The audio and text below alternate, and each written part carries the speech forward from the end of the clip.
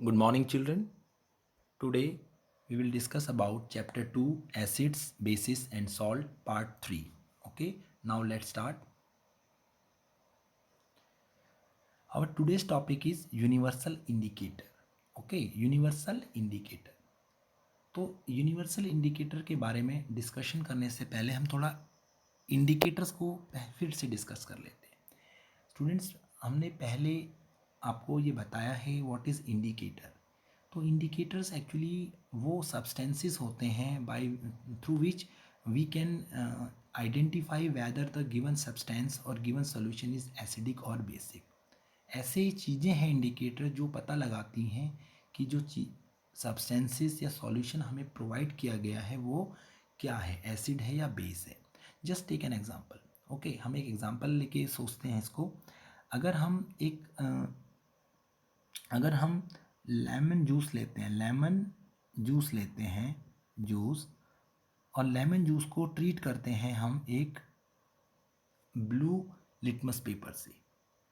तो अगर हमने एक ब्लू लिटमस पेपर को लेमन जूस के अंदर डाल दिया, the colour of the blue litmus paper change to red. कैसा हो गया? रेड हो गया. Okay, now again we take HCl, hydrochloric acid. Okay, और फिर हमने एक ब्लू कलर के लिटमस पेपर को हाइड्रोक्लोरिक एसिड के अंदर डाल दिया और again the colour of the blue litmus paper change to red.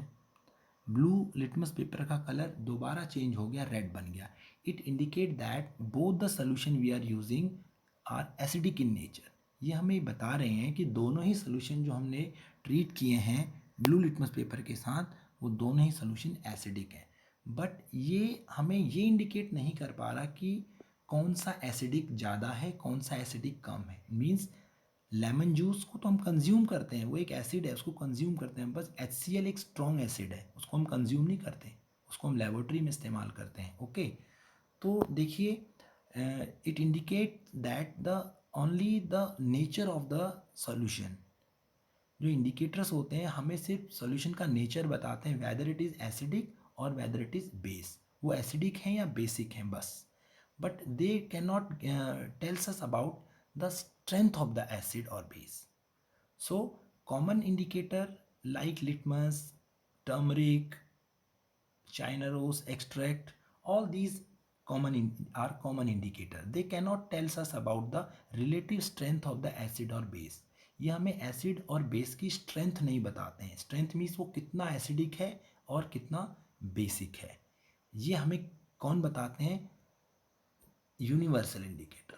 Universal indicator हमें ये बताते हैं कि जो एसिड है वो कितना एसिडिक है और कितना बेसिक है. ओके, तो यूनिवर्सल इंडिकेटर क्या होते हैं? These are the mixture of several type of dye. ये बहुत सारी डाइज जो होती हैं उनका मिक्सचर होता है. It shows different colour in different colour at different concentration of hydrogen ion. जो हमारे यूनिवर्सल इंडिकेटर होते हैं वो क्या करते हैं? डिफरेंट हाइड्रोजन आयन की कंसंट्रेशन में डिफरेंट कलर शो करते हैं. जैसे कि अगर हाइड्रोजन आयन की कंसंट्रेशन बहुत ज़्यादा है तो एक अलग कलर शो करेंगे, फिर बहुत कम है तो एक अलग कलर शो करेंगे, उसके बीच में है तो अलग कलर शो करेंगे. ओके, तो ये सब इससे पता चलेगा. We can identify the particular substance और पर्टिकुलर सॉल्यूशन इज एसिडिक और बेसिक और how much acidic it is, ये भी हमें उससे पता चल सकता है. Okay, now pH scale. It is a scale which measure the concentration of hydrogen ion. अभी जो पीएच स्केल के बारे में हमने पढ़ना है, ये आपका पीएच स्केल है जो नीचे बना हुआ है. This is our pH scale. ये पीएच स्केल है और ये हमें ये बताता है कि हाइड्रोजन आयन की कंसंट्रेशन कितनी है. The value in the pH scale indicate that the concentration of hydrogen ion. Okay, pH scale में जो भी वैल्यू आएगी वो हमें ये बताएगी कि हाइड्रोजन आयन की कंसंट्रेशन कितनी है. ओके, पीएच स्केल में देखिए, P stands for potence means power, H stands for hydrogen ion concentration. Okay, और याद रखिए concentration of hydrogen ion is inversely proportional to the pH, value of pH. Hydrogen ion की concentration pH की value के हमेशा inversely proportional होगी. Means pH is inversely proportional to 1 by hydrogen ion. Okay, तो अब देखिए नीचे आपके यहाँ पर एक स्केल हमने बना रखा है। This is called, this is pH scale. Okay, this is pH scale. अब देखिए यहाँ पर ये जो बीच में यहाँ पर साइन है 7। 7 मीन्स अगर किसी सोल्यूशन का पीएच 7 इंडिकेट करता है, it means it is pure water. वो कैसा है? वो प्योर वाटर है। और 7 से अगर हम किसी का पीएच लेस है, if the pH value of the particular substance is less than 7, it means it is acidic, and more than 7 means it is basic. Okay, understand? Less pH less than 7 is acidic, pH more than 7 is basic. Okay, अब देखिए इसमें भी 7 से लेकर के 4 तक यहाँ पर वीक एसिड है, दीज आर वीक एसिड। और 4 से लेकर के 1 तक आपके यहाँ कितने क्या हैं? ये स्ट्रॉन्ग एसिड है, स्ट्रॉन्ग एसिड है। और यहाँ 7 से लेके 11 तक आपके क्या हैं? वीक बेस हैं। और 11 से लेकर के 14 तक आपके स्ट्रॉन्ग बेस हैं। ओके, तो these are weak acid, strong acid, weak base and strong base. Okay, इसका मतलब 7 से 5 के बीच में वीक एसिड, यानी कि यहाँ हाइड्रोजन आयन की कंसंट्रेशन कम है, वीक एसिड है। और यहाँ से लेके 1 तक हाइड्रोजन आयन की कंसंट्रेशन ज़्यादा है, तो ये स्ट्रॉन्ग एसिड है, ये वीक एसिड है। और यहाँ से लेकर के यहाँ तक OH आयन की कंसंट्रेशन कम है, तो ये वीक बेस है। यहाँ से यहाँ तक OH आयन की कंसंट्रेशन ज़्यादा है, तो ये स्ट्रॉन्ग बेस है। ओके, अब देखिए कलर इंडिकेट आपको दिख रहा है। अगर बहुत ही स्ट्रॉन्ग एसिड है वो कैसा कलर शो करेगा? रेड। और बहुत ज़्यादा स्ट्रॉन्ग अगर एसिड है तो वो कलर कैसा शो करेगा? ब्लू। ओके, अब नीचे एक स्केल में देखते हैं हम। देखिए 7 इज़ न्यूट्रल, 7 इज़ न्यूट्रल। और 7 से अगर लेफ़्ट की तरफ हम बढ़ेंगे the acidic nature is increasing. 7 से 7 से अगर हम 7 से अगर हम लेफ़्ट की तरफ बढ़ेंगे तो एसिडिक नेचर इंक्रीज़ हो रहा है, और राइट की तरफ बढ़ेंगे तो बेसिक नेचर इंक्रीज़ हो रहा है। Acidic nature increase mean concentration of hydrogen ion is increase, basic nature increase mean concentration of OH ion increase. OH ion की कंसंट्रेशन बढ़ने का मतलब बेसिक नेचर बढ़ रहा है। हाइड्रोजन आयन की कंसंट्रेशन बढ़ने का मतलब हाइड्रोजन आयन की कंसंट्रेशन बढ़ने का मतलब एसिडिक नेचर बढ़ रहा है। देखिए यहाँ हाइड्रोजन आयन की कंसंट्रेशन कम है, फिर आगे यहाँ बढ़ गई है, यहाँ बहुत ज़्यादा है, तो ये यहाँ पर सबसे ज़्यादा एसिडिक है। और यहाँ पर OH आयन की कंसंट्रेशन कम है, यहाँ पर कम है, यहाँ सबसे ज़्यादा है, तो यहाँ पर सबसे ज़्यादा बेसिक नेचर है। ओके, इट मीन्स जहाँ पर OH आयन हाईएस्ट है यहाँ पर H आयन बिल्कुल नील है, और जहाँ पर H आयन हाईएस्ट है यहाँ पर OH आयन नील है। ये strong acid, strong base. Okay, hope you understand the concept of universal indicator. तो ultimately universal indicator tells us about the strength of the acid and base. this pH scale, this pH scale is devised by Sorensen. Sorensen नाम के एक scientist हुए, उन्होंने इसको devised किया इन 1909 में। 1909 में सोरेंसन, 1909 में सोरेंसन, सोरेनसन। ओके, सोरेंसन नाम के साइंटिस्ट थे जिन्होंने इस स्केल को डिवाइस किया। और इस स्केल की हेल्प से हम ये बता सकते हैं कौन सा एसिड कितना एसिडिक है, what is the power of that acid, strength of that acid. Okay, ये हमें उस एसिड की स्ट्रेंथ बताने के लिए स्केल काम में आता है। Okay, our next topic is importance of pH in our daily life. Everyday life में पीएच की इम्पोर्टेंस सबसे पहले हम डिस्कस करेंगे, 1 बाय 1 डिस्कस करेंगे। Our body works within the pH range this, हमारी बॉडी 7 से 7.8 पीएच रेंज में वर्क करती है। अगर हमारी बॉडी का पीएच इससे कम या ज़्यादा हो जाए हमारी बॉडी प्रॉपर फंक्शन नहीं कर पाएगी। ओके, तो सेकंड लेते हैं, pH of rain water. PH, जो रेन वाटर होती है उसका पीएच होता है लेस देन 2। अगर किस रेन वाटर का पीएच 5.6 से लेस है, 5.6 से लेस है, मीन्स एसिडिक रेन है, उसे हम एसिडिक रेन कहते हैं, एसिड रेन कहते हैं। ओके, एसिड रेन एक्चुअली होती क्या है, जो हमारे व्हीकल्स चलते हैं, फैक्ट्रीज होती हैं, इनसे जो पॉल्यूटेंट्स निकलते हैं, इनसे जो पॉल्यूटेंट गैसेस निकलती हैं, carbon dioxide, sulphur dioxide, nitrogen oxide, ये सारी गैसें एटमॉस्फेयर में, ये सारी गैसें जो होती हैं एटमॉस्फेयर में प्रेजेंट वाटर वेपर्स के साथ रिएक्ट करके एसिड बनाती हैं। सल्फ्यूरिक एसिड बनाती हैं, कार्बोनिक एसिड बनाती हैं और नाइट्रिक एसिड बनाती हैं। और एसिड में ये सारी चीज़ें, ये सारे एसिड होते हैं जिससे कि वो हार्म करती हैं हमारे वाटर बॉडीज़ में। जब भी रेन होगी, एसिड रेन अगर होगी, वो हमारे वाटर बॉडीज़ में चली जाएगी, जो वाटर बॉडीज़ होती हैं, और वाटर बॉडीज़ में जो लाइफ्स होती हैं, जो एक्वेटिक लाइफ्स होती हैं, उनको नुकसान पहुंचाती हैं। तो ultimately the survival of the aquatic life in such reverse having the acidic rain is very very difficult. जब भी एसिडिक रेन होती है तो उस समय पर एक्वेटिक लाइफ के लिए सर्वाइव करना वहाँ बड़ा मुश्किल होता है। और जो हमारे हिस्टोरिकल मॉन्यूमेंट्स होते हैं उनको भी ये हार्म पहुँचाती है एसिडिक रेन। ओके, 1 2 ये डिस्कस हो गया। Third one, plant need specific pH for their healthy growth. Plants जो होते हैं उन्हें एक स्पेसिफिक रेंज चाहिए पीएच की। अगर पीएच बहुत कम होता है, means if the soil is acidic, तब भी ये वर्क नहीं, प्लांट अच्छे से ग्रो नहीं करेगा। इफ़ सॉइल इज़ बेसिक, तब भी ग्रो नहीं करेगा। तो प्लांट को एक स्पेसिफिक पीएच चाहिए जिसके पर वो अच्छे से ग्रो करता है। अगर प्लांट जो सॉइल जो है, अगर प्लांट जिस सॉइल में ग्रो कर रहा है वो सॉइल ज़्यादा एसिडिक है, तब भी प्लांट अच्छे से ग्रो नहीं कर पाएगा। ज़्यादा बेसिक है, तब भी ग्रो नहीं कर पाएगा। तो अगर एसिडिक है तो हमें उसको बेसिक बनाने के लिए उसमें कुछ बेसिक कंटेंट मिलाना पड़ेगा।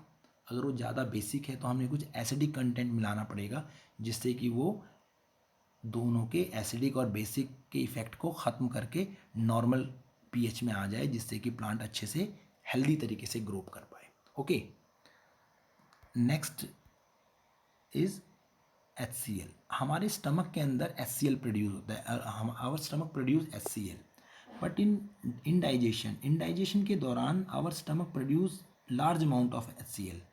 जब भी हमें इंडाइजेशन हो जाता है तो हमारा जो स्टमक है वो बहुत ज़्यादा अमाउंट में HCl प्रोड्यूस करता है। ओके, और ये क्या करता है, हमें पेन और इरिटेशन होती है, इससे पेन और इरिटेशन होती है। To get rid of from this pain and irritation we use antacid. जब भी हमें इरिटेशन और पेन होता है, इससे हमें छुटकारा पाने के लिए हम एंटासिड का इस्तेमाल करते हैं। और ये एंटासिड्स क्या होते हैं, these antacids are magnesium hydroxide. क्या होते हैं ये, magnesium MgOH whole twice, magnesium hydroxide होते हैं ये। और इसे मिल्क ऑफ मैग्नीशिया के नाम से भी जाना जाता है। और ये बहुत ही माइल्ड बेस होते हैं, इनको हम कंज्यूम करके, खा करके, जो हमारे स्टमक में एक्सेस HCl बन जाता है उसको न्यूट्रलाइज कर देते हैं, उसके इफ़ेक्ट को कम कर देते हैं। Okay, next is tooth decay. हमारे जो माउथ के अंदर पीएच है, अगर उसकी रेंज 5.5 से कम हो जाती है, if the range of pH is less than 5.5 inside our mouth, our tooth start decay. हमारा टूथ जो है डिके करना स्टार्ट कर देता है। सड़ना, डिके मीन्स सड़ना स्टार्ट कर देता है, ख़राब होना स्टार्ट कर देता है। ओके, तो अब देखिए, जो टूथ डिके होता है, ये होता क्यों है टूथ डिके। हमारी, जब हम खाना खाते हैं, कंज्यूम करते हैं, ओके, खाना खाते हैं, कंज्यूम करते हैं, तो हम क्या करते हैं, हमारे माउथ के अंदर क्या होते हैं, कुछ पार्टिकल्स खाने के कुछ पार्टिकल्स रह जाते हैं। ओके, तो particles of food are remain inside our mouth. Okay, तो what happen, the bacteria present in our mouth degrade the sugar in the food. जो उस फूड के अंदर शुगर कंटेंट होता है उसको डिग्रेड करते हैं और एसिड प्रोड्यूस करते हैं। ओके, उस फूड के अंदर क्या करते हैं, उसको डिग्रेड करते हैं और वहाँ से शुगर को डिग्रेड करते हैं और एसिड प्रोड्यूस करते हैं। और वो एसिड जो करता है वो हमारे टूथ के ऊपर हमारा जो टूथ होता है, दांत होता है, उसके ऊपर जो वाइट कलर का चमकदार एरिया होता है, दिस इज कॉल्ड एनेमल। उसे हम एनेमल कहते हैं। क्या बोलते हैं?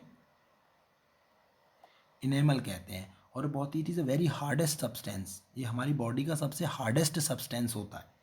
और ये वो एसिड क्या करता है, लेकिन ये जो एनिमल होता है ये किस चीज़ से बना हुआ होता है? ये बना हुआ होता है एक्चुअली कैल्शियम फॉस्फेट से। किससे बना होता है animal? Made up of calcium phosphate, calcium phosphate से बना हुआ होता है। ओके। और ये कैल्शियम फॉस्फेट जब एसिड के साथ रिएक्शन करता है तो जो हमारा टूथ है वो डिग्रेड होना स्टार्ट हो जाता है। ओके, हमारा टूथ क्या है, डिग्रेड होना स्टार्ट हो जाता है। ये कैल्शियम फॉस्फेट क्या कहता है, ये एसिड के प्रेजेंस में कोरोड होना स्टार्ट हो जाता है। और कोरोजन होने से क्या होता है, वो डिके होना स्टार्ट हो जाता है। और क्या होता है, डिके होना स्टार्ट हो जाता है। और क्या होता है, और तभी ये डिके होता है जब एसिड हमारी मुंह के अंदर बनता है। अगर एसिड नहीं होगा तो ये डिके नहीं होगा। इट मीन्स इससे बचने के लिए हमें क्या करना चाहिए, हमें खाने के बाद हमेशा अपने मुंह को क्लीन करना चाहिए। और ट्वाइस इन अ डे हमें टूथपेस्ट करना चाहिए। और जिससे कि टूथपेस्ट जो होता है, टूथपेस्ट में जो कंटेंट होता है इट इज़ बेसिक। टूथपेस्ट में कंटेंट होता है वो क्या होता है, it is basic in nature. और जो बेसिक कंटेंट होता है टूथपेस्ट का, it will neutralise the effect of acid. वो मुंह के अंदर जो एसिडिक इफेक्ट है, जो पीएच बहुत कम होता है, उसको बढ़ा देता है पीएच को, जिससे कि टूथ डिके नहीं हो पाता। ओके, तो ये था tooth decay. Next one is self defence by animal and plant through chemical. अब सेल्फ डिफेंस क्या है, कभी कभी क्या होता है, जो बीज होती हैं, हनी बीज होती हैं, honey bees leaves a acid which cause a pain and irritation. Honey bee किसी को स्टिंग मारती हैं, तो through this sting they leave some acid और they inject some acid inside the body of the person. Okay, और उससे उसको क्या होने लगती है, ही और शी फील सम पेन, और पेन होता है, उसको क्या होता है, पेन होता है और इरिटेशन होती है। पेन और इरिटेशन होती है। और उस पेन और इरिटेशन से उसको कैसे छुटकारा मिलता है, कैसे ठीक होता है वो, we applied some mild base. क्योंकि जो बीज ने उसकी बॉडी में इंजेक्ट किया वो क्या था, इट इज़ एसिड। क्या था वो, इट इज़ एसिड। और वो कौन सा एसिड इंजेक्ट किया बी ने, इट इज़ मिथानोइक एसिड।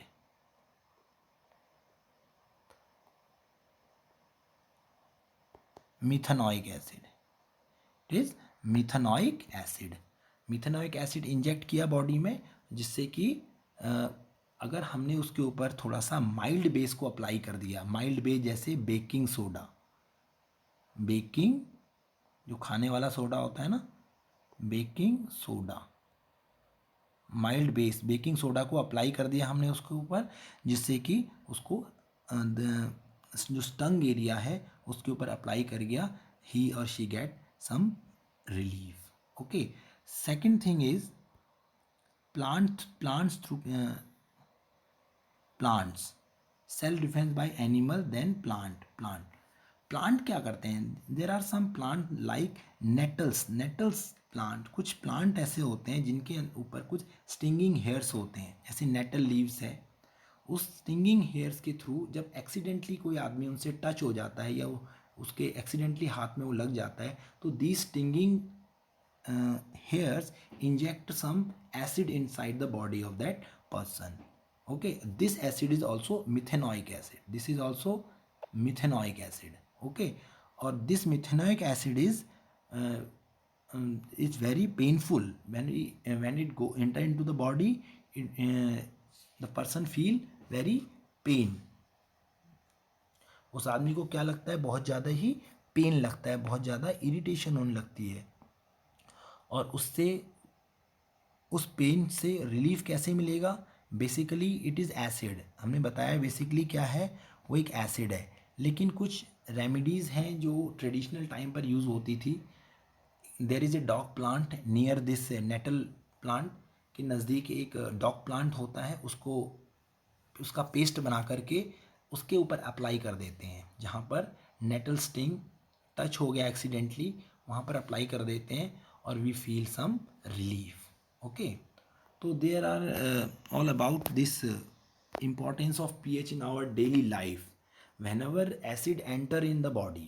याद रखिए, जब भी बॉडी में एसिड एंटर होता है, उस एसिड के इफेक्ट को ख़त्म करने के लिए हमें कोई भी चीज़ जो यूज़ करनी है, इट शुड बी बेसिक। वो चीज़ बेसिक होगी तभी वो बेसिक चीज़ एसिड के इफेक्ट को न्यूट्रलाइज करेगी। ये कंसेप्ट हर जगह काम करेगा, हर जगह फिट बैठेगा। Okay, hope you understand the concept of pH, universal indicator, and importance of pH in our daily life. If you have any query regarding this, if you have any query regarding this importance of pH and universal indicator and all, you can ask in the comment section. Okay,